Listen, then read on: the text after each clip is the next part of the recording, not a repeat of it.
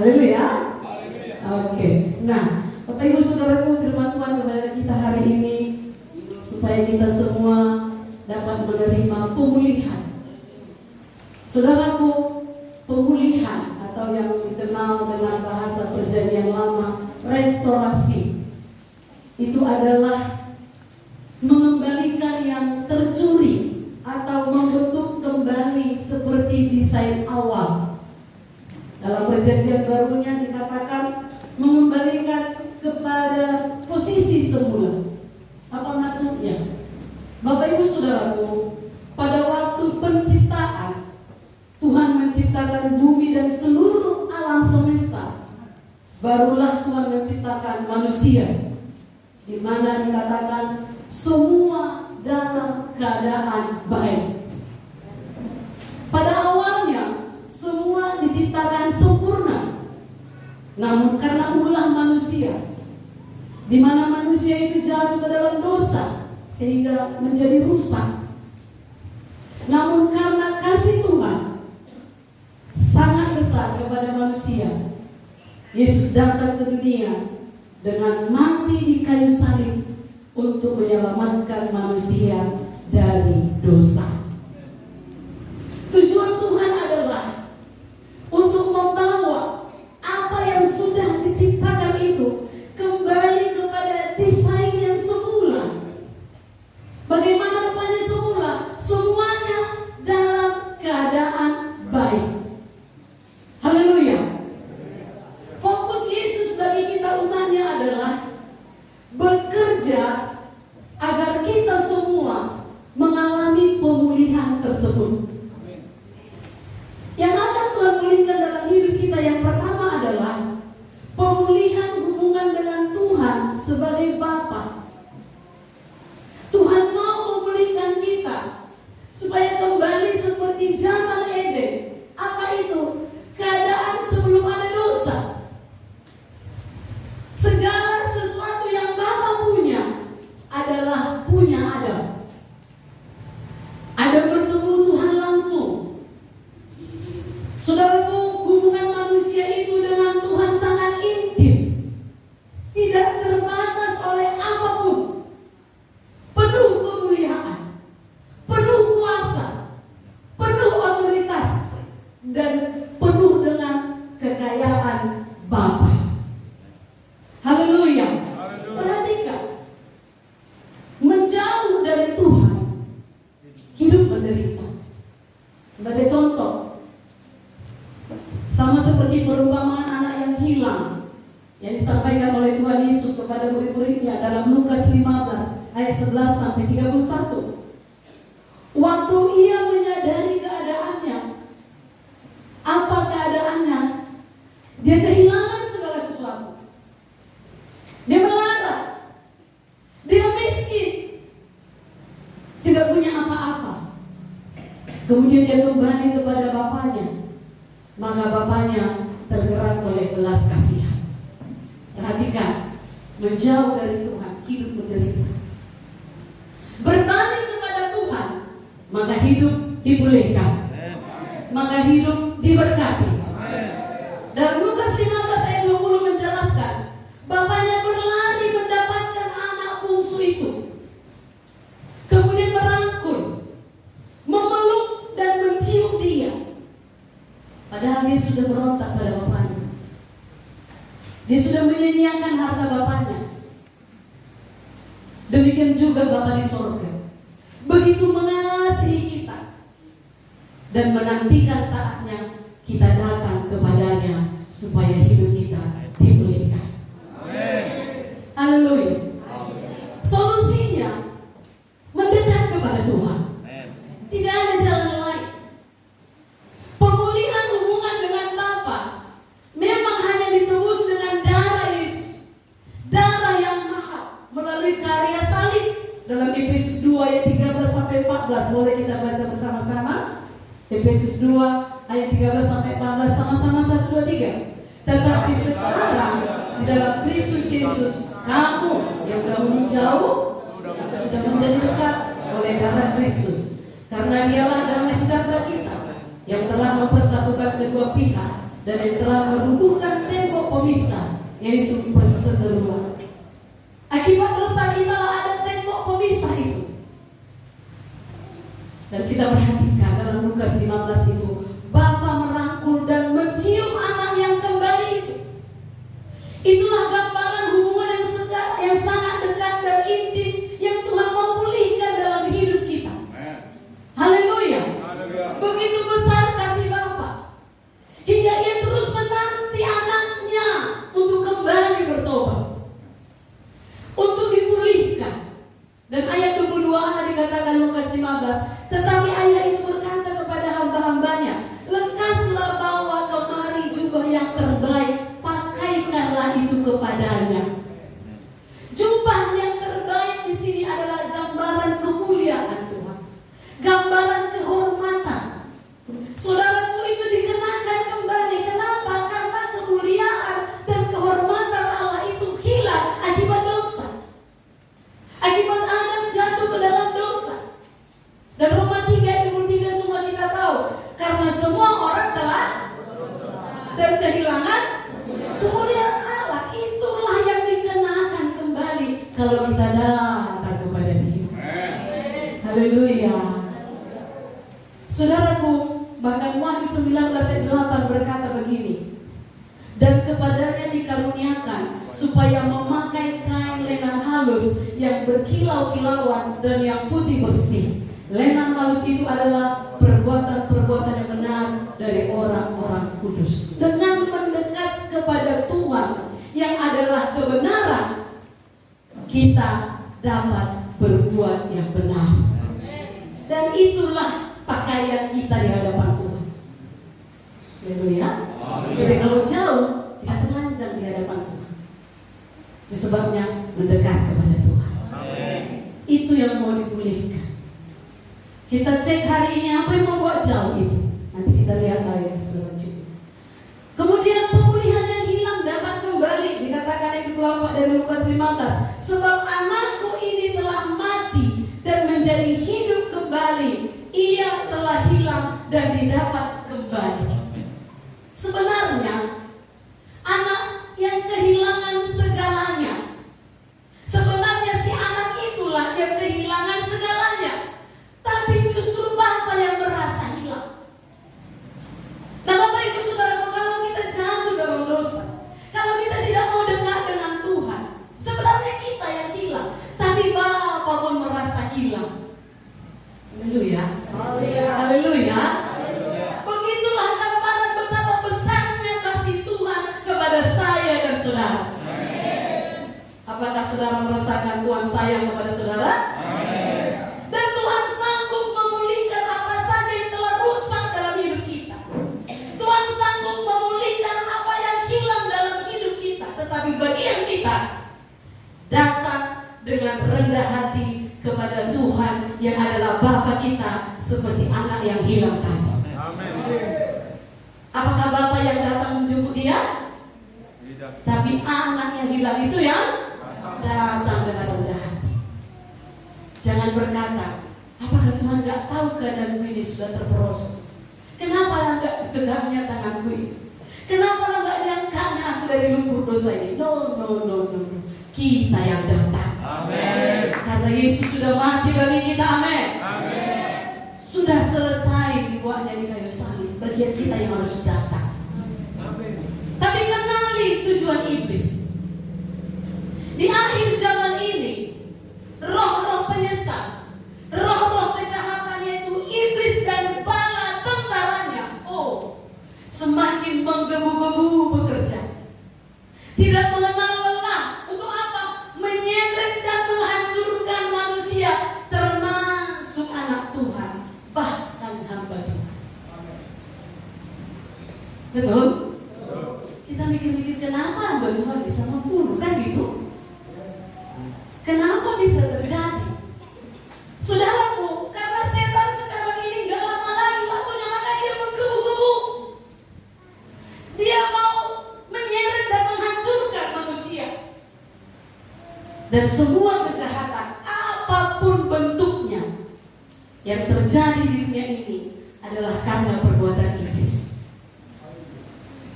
Dikatakan Yohanes 10:10, pencuri datang hanya untuk mencuri, membunuh, dan membinasakan. Inilah perbuatan iblis. Dia datang untuk mencuri. Tapi jangan khawatir. Apapun yang dicuri iblis dari hidup saudara, sepanjang kita mau datang, Tuhan kembalikan berlipat kali ganda. Haleluya. Tuhan sudah buktikan dalam firman-Nya. Ketika Petrus sepanjang malam gak dapat apa-apa, tapi ketika Yesus ada di perahu itu, dia dapat ikan sebanyak-banyaknya, melimpah.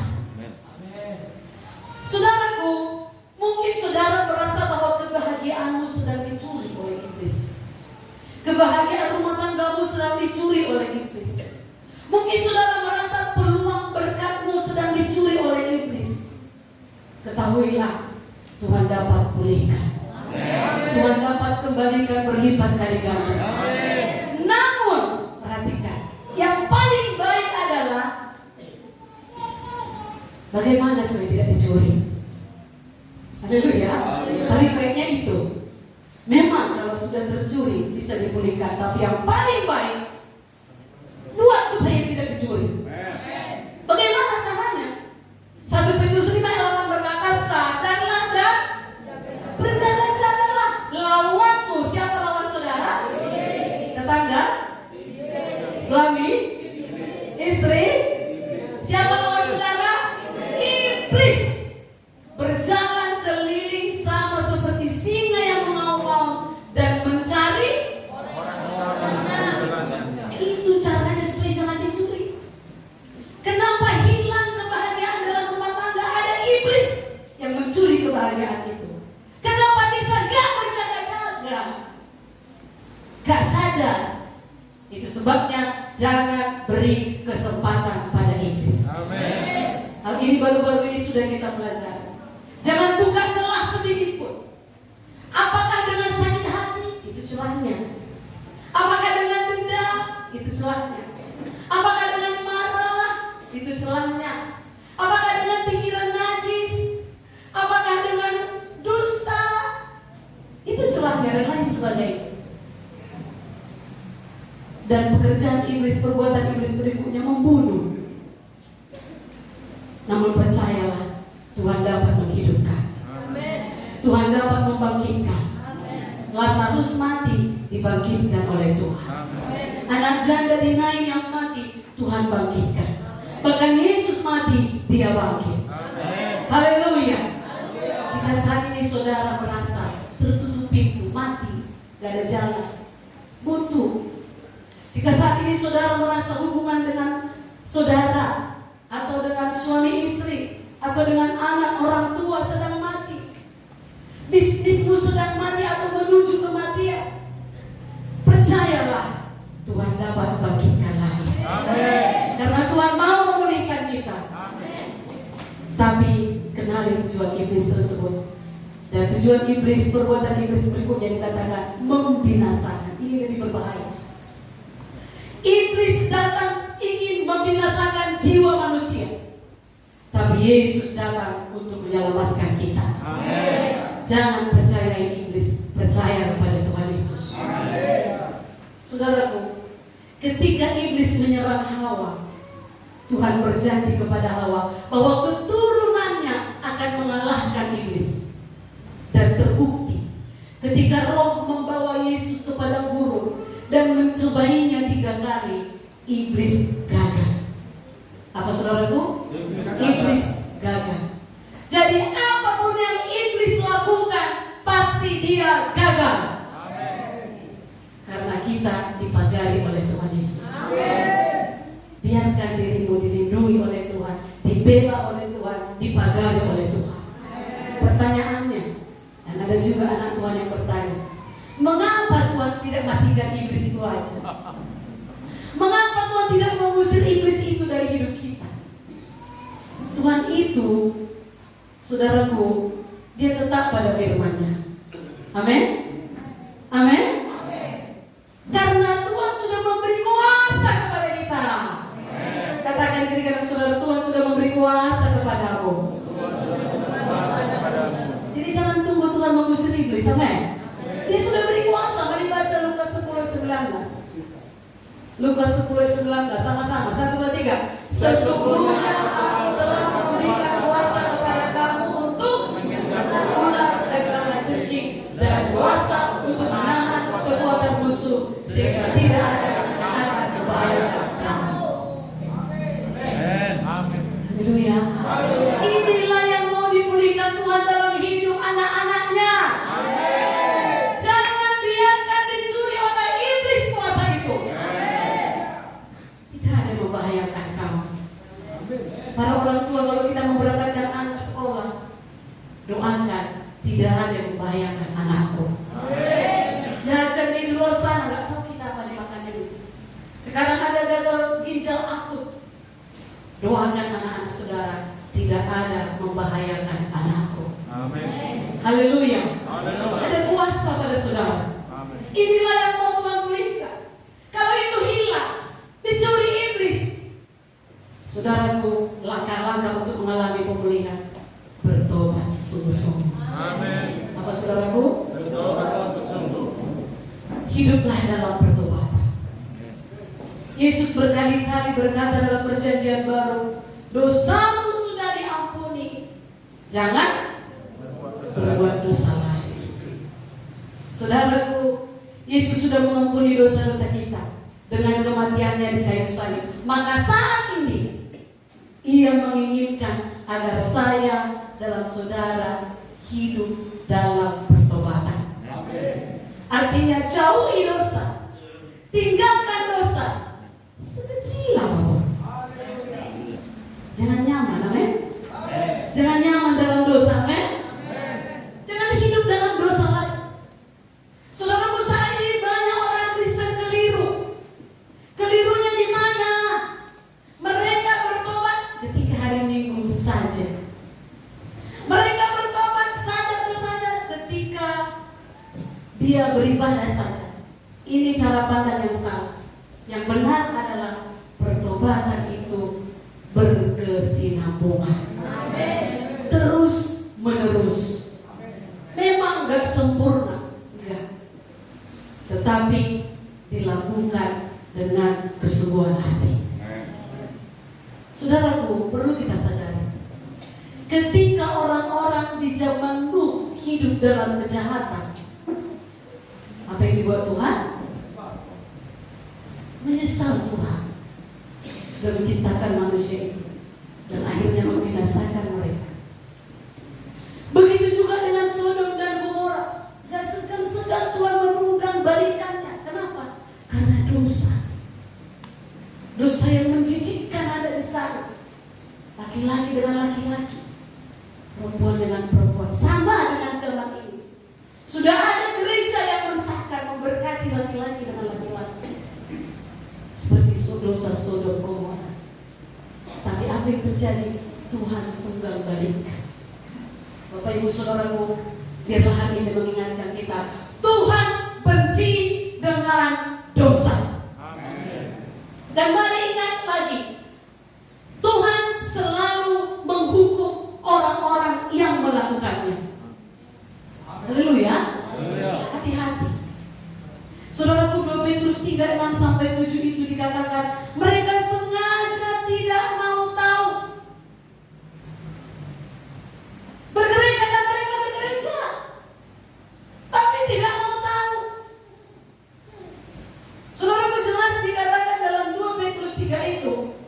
Saya bacakan saja 2 Petrus 3 ayat 6 dan 7 dikatakan begini. Dan bahwa oleh air itu bumi yang dahulu telah binasa dimusnahkan oleh air bah. Tetapi oleh firman itu juga langit dan bumi yang sekarang terpelihara dari api dan disimpan untuk hari penghakiman dan kebinasaan orang-orang fasik.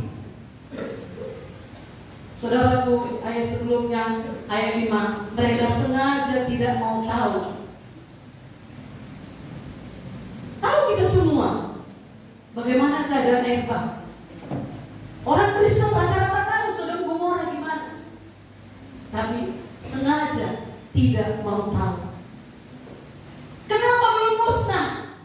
Dikatakan ayat berikutnya, sengaja disimpan untuk penghakiman, disimpan untuk kebinasaan, maka saya dan saudara jangan tidak mau tahu firman Tuhan. Bertobat kita, amin. Kata-kata bertobat ini bukan hanya untuk orang-orang yang belum mengenal Tuhan. Saudaraku, bukan. Kata-kata pertobatan atau bertobat, apalagi bertobat sungguh-sungguh, itu adalah untuk saya dan saudara umat Tuhan. Karena kita belum sempurna. Karena ada iblis yang menggoda, amin. Pertobatan adalah sesuatu yang harus kita perlihatkan secara nyata. Suami istri bisa melihat pertobatan pasangannya. Kalau misalnya suaminya malas berdoa, ngantuk kalau berdoa, lalu si istri berdoa, Tuhan tolong suamiku. Lalu suaminya bertobat, kelihatan? Kelihatan. Tadinya suaminya pemarah, lalu si istri berdoa, atau sebaliknya. Ada suami yang baik, istri yang aneh-aneh. Suami berdoa untuk istrinya, lalu istri bertobat. Kelihatan? Harus. Kita harus melihat pertobatan itu. Dan tentunya kita semua punya pergumulan, amin. Masih banyak hal-hal yang belum berkenan bagi Tuhan dalam hidup kita. Karena setiap kita tidak ada yang sempurna.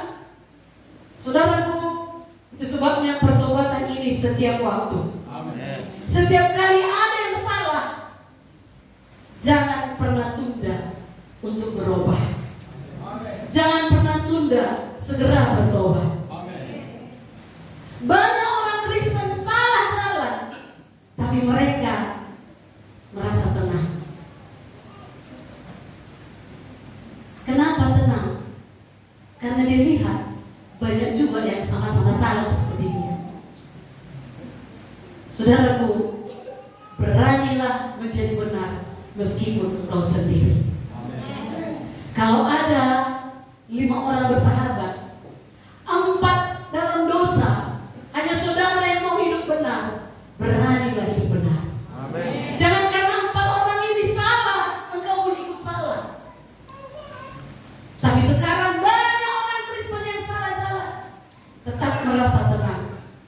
Itu tadi, karena banyak teman-teman yang sama-sama salah. Toh kok sama-sama ke gereja, tohnya sama-sama berdoa. Adanya kawanku. Seperti saya katakan di awal tadi, mengapa ada hamba Tuhan? Mengapa ada anak Tuhan tega membunuh? Itu dimulai dari hal kecil. Itu dimulai dari hal kecil. Haleluya. Mulai dulu bergosip, lalu marah, cemburu. Oh, dia berfoto dengan siapa? Dia berfoto dengan musuhku. Timbul sakit hati. Gak mau bertobat. Sudah ditegur Roh Kudus, sudah ditegur firman Tuhan, gak juga. Akhirnya jatuh kepada dosa yang paling besar. Haleluya. Iron pasti bisa dimulihkan Tuhan. Saudaraku, pertobatan adalah awal dari pemulihan. Mau dipulihkan? Harus bertobat sungguh-sungguh. Pertobatan adalah awal dari pemulihan untuk meraih kembali janji-janji Tuhan. Berkat pertobatan ini dapat kita baca dalam Yoel 2. Dikatakan yang ke-5, mata pencaharian diberkati. Yang mau diberkati mata pencahariannya, katakan saya. Yoel 2:25 saya baca. Aku akan memulihkan kepadamu tahun-tahun yang hasilnya dimakan habis oleh belalang pindahan, belalang pelompat, belalang pelahap, belalang pengerik. Tentaraku yang besar yang kukirim ke antara kamu. Ini adalah janji Tuhan kepada orang yang bertobat. Dari mana kita tahu? Bisa kita lihat judul perikop Yoel 2 ini. Janji Tuhan kepada orang yang bertobat.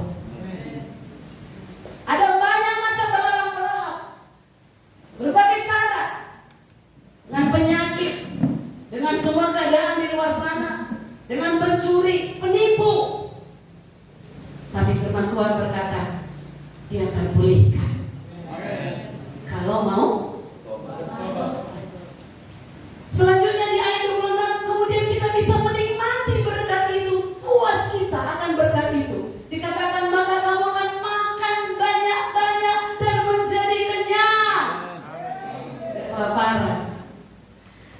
akan memuji-puji nama Tuhan Allahmu yang telah memperlakukan kamu dengan ajaib, dan umatku tidak akan menjadi malu lagi untuk selama-lamanya. Ini berkat bertobat. Dan yang ke-7, kita kenal Tuhan kita itu. Kita tidak akan dipermalukan. Kamu akan mengetahui bahwa aku ini ada di antara orang Israel, dan bahwa aku ini Tuhan adalah Allahmu, dan tidak ada yang lain, dan umatku tidak akan menjadi malu lagi untuk selama-lamanya. Haleluya. Apa yang mempermalukan saya dan saudara? Kalau kita kekurangan, kita malu. Kita minjam, kita malu. Bisa kita dipermalukan orang yang kita pinjam uangnya misalnya. Bisa kita diseret ke penjara misalnya. Bisa kita dituduh yang aneh-aneh misalnya. Diambilnya KTP kita, pinjaman online dia, kita yang dituntut. Maka kita dipermalukan. Tapi firman Tuhan yang menjanjikan, kita yang mau bertobat tidak akan dipermalukan. Amin. Haleluya. Saudaraku, Tuhan sanggup memulihkan apa saja yang telah rusak ataupun yang telah hilang dalam hidup kita. Tapi syarat pertamanya bertobat sungguh-sungguh. Haleluya. Haleluya. Mungkin ada yang bertanya, gimana bertobat itu? Sering yang mendengar bertobat itu. Saudaraku, sadari apa yang hilang, apa yang kurang. Bertobat. Tidak suka berdoa, bertobat. Haleluya. Haleluya. Tidak suka memuji Tuhan, yang sukanya danduria, bertobat. TikTok, kalau TikTok rohani gak apa-apa, tapi kalau TikTok yang menimbulkan seks, bertobat. Haleluya. Apa yang hilang? Gak suka baca Alkitab, kenapa? Bertobat. Amin. Gak ada jalan lain. Tidak suka melayani, bertobat. Amin. Tidak suka hal rohani, yang suka hal duniawi saja, itu dia. Apa yang hilang? Apa yang dicuri iblis? Tadinya semangat melayani, tadinya suka bersaksi. Ke 10 tahun ikut Tuhan malah tutup mulut terus. Gak pernah lagi bicara Yesus pada orang-orang. Yang memuji Tuhan juga, beribadah juga. Maka saya katakan semua kita harus tiap-tiap hari. Haleluya. Jadi sadari apa yang hilang itu. Apa yang dicuri iblis. Dicurinya damai kita. Dicurinya sukacita kita. Dicurinya roh yang suka menginjil itu. Dicurinya roh yang suka berkorban itu. Hari ini kita sadari, kita bertobat, pasti dimulihkan Tuhan. Amin. Dan langkah berikutnya, saudaraku, motivasi hidup kita.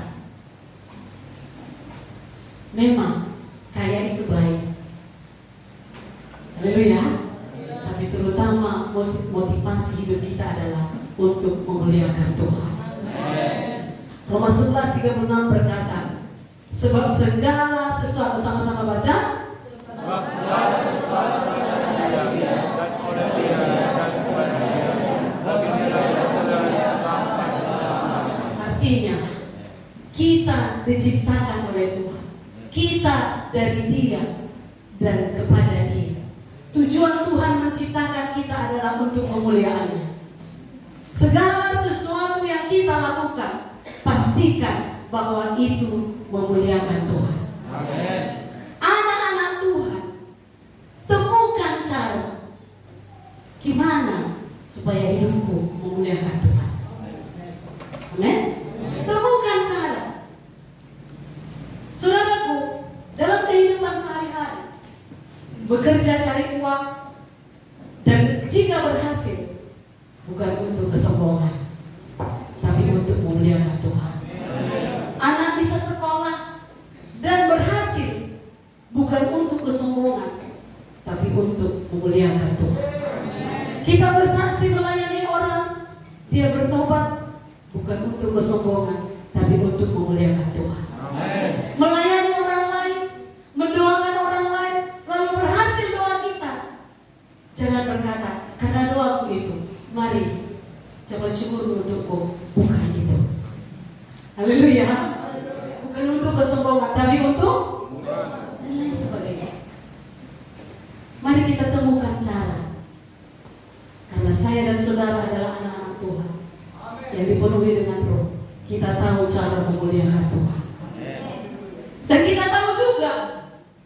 bahwa hidup kita itu belum memuliakan Tuhan.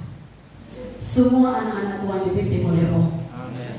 Haleluya. Haleluya. Kalau salah jalan, pasti diluruskan. Dan langkah berikutnya, semakin menguatkan kepercayaan kita kepada Tuhan, bukan kepada perkara-perkara di dunia ini. Saya bacakan 1 Samuel 30 1 sampai 6. Boleh sajalah sama-sama kita ya. Sedikit lagi. 1 Samuel 30 1 sampai 6. Sama-sama. Ketika Daud serta orang-orangnya sampai ke Ciklag pada hari yang ketiga, orang Amalek telah menyerbu negara Negev dan Ciklag. Ciklag telah dikalahkan oleh mereka dan dibakar habis. Perempuan-perempuan dan semua orang yang ada di sana, tua dan muda, telah dilawan mereka dengan tidak membunuh seorang pun. Mereka mengiris sekaliannya, kemudian meneruskan perjalanannya. Ketika Daud dan orang-orangnya sampai ke kota itu, tampaklah kota itu terbakar habis, dan istri mereka serta anak mereka yang laki-laki dan perempuan telah ditawan. Lalu bersama-sama yang itu dengan nyari sampai mereka tidak kuat lagi menangis. Juga kedua istri Daud ditawan, yang dengan Noah, perempuan Israel, dan Abigail, bekas istri Nabal orang Karmel itu. Dan Daud sangat terjepit karena rakyat mengatakan hendak melempari dia dengan batu. Seluruh rakyat itu telah berdiri hati, masing-masing karena anaknya laki-laki dan perempuan. Tetapi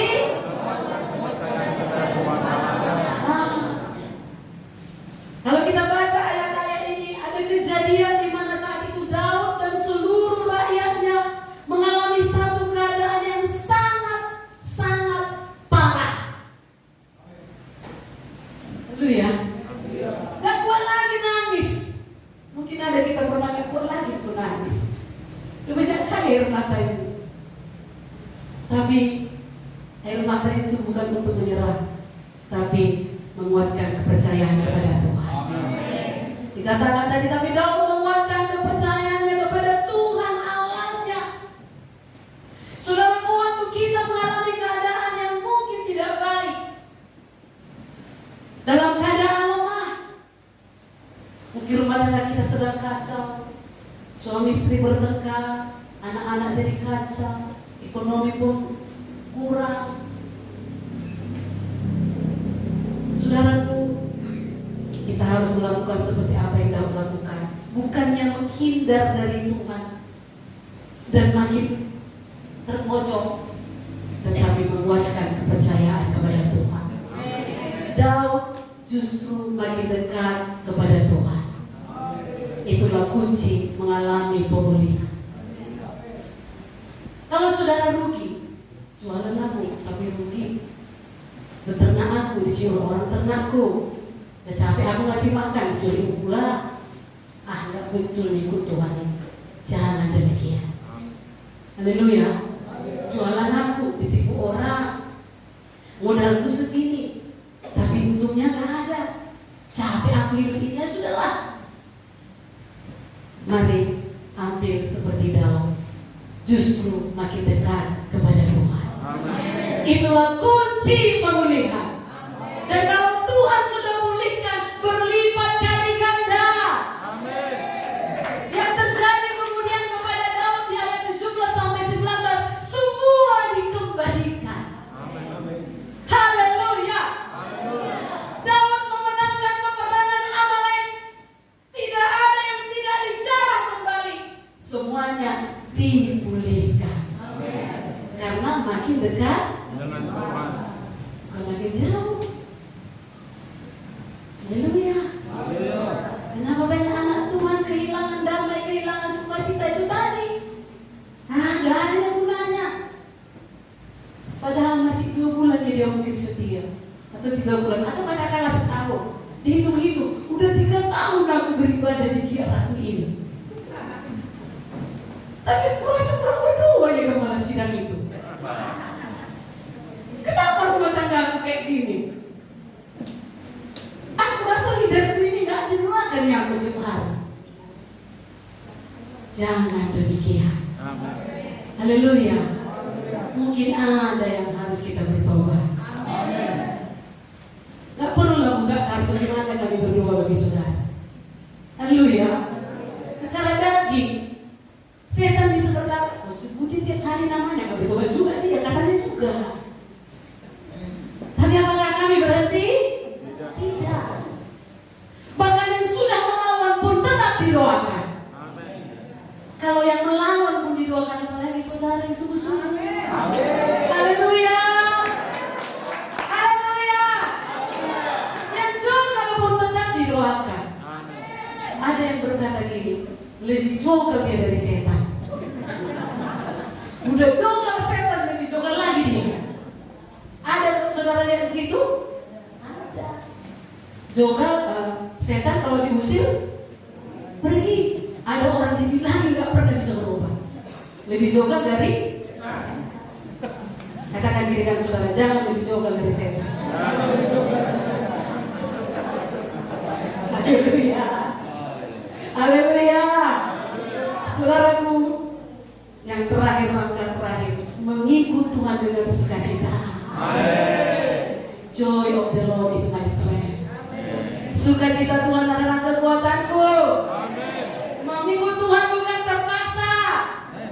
Mengikut Tuhan dengan sukacita dan bekerja buat Tuhan dengan sukacita. Beribadah jangan terpaksa. Kalau ada suami-suami karena dicongkel-congkel istri dulu baru beribadah, hari bertobat. Engkau yang harus membangkitkan istri dan anak-anakmu beribadah. Bapak-bapak, bapak-bapak adalah imam bagi keluarga. Bapak-bapak harus lebih kuat berdoa. Haleluya. Tapi memang ibu-ibu kuncinya, karena ibu-ibu adalah leher. Kemana kau gerakkan suamimu dengan doamu? Jangan dengan cereretmu, jangan dengan repetanmu, tapi dengan kesalehanmu, kata firman. Kesalehanmu, perbuatan baikmu. Lagi marah pun dia buat teh manisnya. Saudara bilang udah sakit gula dia gak perlu teh manis. Oke, teh tawar namanya. Ganti gula dengan madu. Oh, lebih manis. Marah-marah dia kasih, persiapkan baju yang baik. Ya, mau berangkat dia kerja atau kemana saja keluar kota, ini baju Pak, ini handuk Pak, mandi kau supaya jangan bau. Haleluya. Jadi ada bagian masing-masing. Tapi si suami harus ambil tanggung jawab sebagai imam. Kalau selama ini istri yang mendoakan untuk berdoa, sekarang suami yang mendoakan istri untuk berdoa. Itu betul. Harus ada pertobatan. Haleluya. Haleluya. Sukacita melakukannya. Mengikut Tuhan dengan sukacita dan bekerja buat Tuhan dengan sukacita. Perhatikan, bekerja buat Tuhan bukan hanya melayani di gereja. Memperhatikan suami, memperhatikan istri, memperhatikan anak-anak, itu juga bekerja buat Tuhan. Jangan ada keluarga anak-anak Tuhan yang jadi ocehan bagi tetangga. Yaitu tiap hari misalnya pecah piring. Pecah piring bukan main-main, tapi bertengkar. Karena ada juga permainan pecah piring kan? Kan itu maksudnya. Tapi karena bertengkar, ya, sampai sebisanya. Kalau saudara bertengkar, tutup kamar, tetangga gak dengar, anak-anak gak dengar. Kalau sampai tetangga dengar, itu namanya mempermalukan Tuhan yang kita sembah itu. Maka kalau suami istri bermasalah, pastikan kamarmu tertutup. Di situ bertinju pun jadilah. Tapi sebentar, sudah perlukan lain. Aku sayang padamu, Ma. Siapa lagi aku sayang di dunia ini selain engkau? Lalu buka lagi lemari. Ini janji nikah kita. Kalau perlu kita bawa janji nikah ini pada Pak Gembala, supaya didoakan kita sekali lagi. Haleluya. Haleluya. Jangan sampai ada suami istri keberapa kali saya katakan. Jangan sampai ada suami istri di sidang Tuhan ini, anak-anak Tuhan berkata, aku cerailah, aku tinggalkanlah ini semua. No. Itu jangan ada di kamu, saudara. Ingat janji nikah, amin. Amin. Kalau perlu buka janji nikah, doakan lagi, letakkan tangan bersama-sama. Ini masalah kami Tuhan, karena anak kami bertengkar, karena ekonomi kami bertengkar, karena orang tua kami bertengkar, karena mertua kami bertengkar, karena Eda kami bertengkar, karena Ito kami bertengkar, karena tetangga kami bertengkar. Tapi janji nikah ini Tuhan, kami ingat kembali, pulihkan kami. Haleluya. Haleluya. Haleluya. Mazmur 126 ayat 1 sampai 3 ayat 2 terakhir ya. Saya bacakan. Nyanyian ziarah. Ketika Tuhan memulihkan keadaan Sion, apa yang terjadi? Keadaan kita seperti orang-orang yang bermimpi. Pada waktu itu mulut kita penuh dengan tertawa dan lidah kita dengan sorak-sorai. Pada waktu itu berkatalah orang di antara bangsa-bangsa. Biar tetangga saudara berkata, biar keluarga saudara berkata, Tuhan telah melakukan perkara besar kepada orang-orang ini. Haleluya. Jika Tuhan telah melakukan perkara besar kepada kita, maka kita bersuka cita. Tuhan sudah melakukan perkara besar dalam hidup kita, dengan menyelamatkan kita, dengan memulihkan kita. Maka kita lakukan yang terbaik bagi Dia dengan sukacita. Bekerja buat Dia, Yohanes 5:17. Tetapi Ia berkata kepada mereka, Bapakku bekerja sampai sekarang, maka aku pun bekerja juga. Kata Yesus. Jangan katakan, oh daerah ini semua sudah diinjili, tidak perlu lagi menginjil. Masih banyak yang perlu dilayani. Bapakku bekerja sampai, maka Dia pasti juga bekerja sampai. Kalau di lingkungan itu semua sudah dengar, cari yang lain. Haleluya. Bekerja dengan sukacita. Saya diri dengan sebuah ilustrasi. Mau dengar? Ilustrasi tapi kisah nyata. Ya. Ada seorang pelaut. Kesukaannya menjelajah negara-negara. Setiap dia mengunjungi satu negara, yang memberi tanda mana-mana saja daerah yang sudah dikunjunginya. Tetapi sebelum semua negara dia kunjungi, dia pun meninggal. Sebelum dia meninggal, tempat-tempat di mana belum pernah dikunjunginya, dia kasih tanda di peta. Dikatakan di situ, di sini ada raksasa. Tempat yang lain ditulis, di sini ada banyak binatang buas. Tempat yang lain ditulis, di sini ada banyak ular berbisa. Tempat lain lagi, di sini banyak kalajengking. Kenapa dia tulis itu? Saudaraku, itu dibuatnya berdasarkan pengalaman tempat-tempat yang sudah ia kunjungi. Dan peta itu dibuat tahun 1525. Nah, sudah berapa tahun ya? Di 2022. Hampir 500 tahun. Kemudian dipamerkan. Lalu pada awal tahun 1800, peta itu dibeli oleh seorang pelaut lagi. Tapi ini dia seorang anak Tuhan, namanya John Franklin. Pada waktu peta itu ada di tangan Bapak John Franklin ini, dia sebagai seorang pelaut, dia mau juga menjalani perjalanan yang sudah dijalani pelaut pertama. Dia lihat, waktu dia buka peta itu dia kaget. Kok ada tanda-tanda? Ada raksasa, ada ular berbisa, ada binatang buas, ada kalajengking. Apa yang dilakukan pelaut anak Tuhan ini, Bapak John Franklin ini? Sebagai orang percaya, dia mengambil spidol.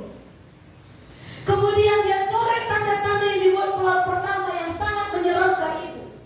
Dia ganti dengan kata-kata, di sini ada Tuhan, di sini ada Tuhan, di sini ada Tuhan, di sini ada Tuhan. Haleluya. Saudaraku, apa yang mau saya katakan dari ilustrasi?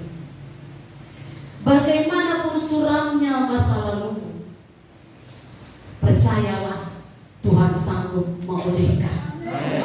Dan mulailah berkata, dalam rumah tanggaku ada Tuhan, dalam studiku ada Tuhan, dalam bisnisku ada Tuhan, Dalam pekerjaanku ada Tuhan. Dalam pelayananku ada Tuhan. Haleluya. Tuhan mau memulihkan saudara. Roh jiwa tubuh saudara Tuhan mau pulihkan. Haleluya. Tuhan mau pulihkan saudara dari kebiasaan buruk. Tuhan mau pulihkan saudara dari ikatan setan. Tuhan mau pulihkan keluarga saudara. Tuhan mau pulihkan masa depan saudara. Dan hasil dari setiap pemulihan pasti ada. Apa hasilnya? Hidup berpusat pada Tuhan. Amin. Menjadikan Tuhan satu-satunya Tuhan dalam hidup kita. Dan kita dapat menemukan cara yang efektif untuk memperkenalkan Tuhan yang memulihkan kita itu kepada orang-orang yang masih terpuruk. Haleluya saudaraku. Itulah hidup yang berkenan dan memuliakan Tuhan. Karena segala sesuatu dari Dia, segalanya Dialah sumbernya, dan segala sesuatu adalah bagi Dia. Amin saudaraku. Amin. Apakah saudara diberkati? Bisakah kita semua mengalami pemulihan? Tidak ada yang depresi, putus asa akan persoalannya? Haleluya.